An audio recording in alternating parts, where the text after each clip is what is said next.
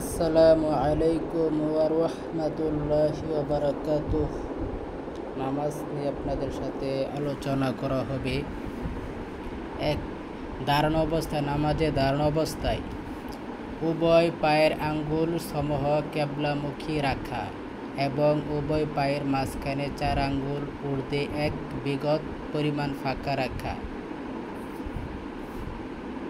2, তাকবীরে তাহরিমার সময় চেহারা কেবলামুখীর দিকে রেখে নজর সিজদার জায়গা রাখা এবং হাত উঠানোর সময় মাথা না ঝুঁকানো।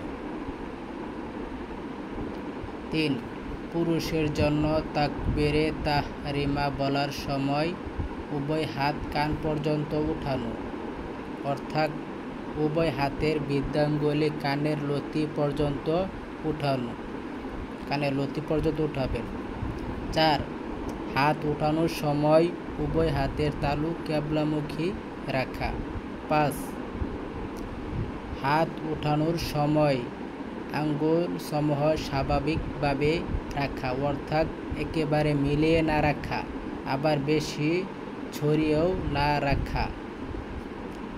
6, মুক্তাদি তাকবীরে তাহরিমার ইমামের তাকবীরে তাহরিমার পর সাথে সাথে হওয়া, তবে মনে রাখতে হবে মুক্তাদির তাকবীরে তাহরিমা যদি ইমামের আগেই সমাপ্ত হয়ে যায় তাহলে ইক্তেদা সহি হবে না।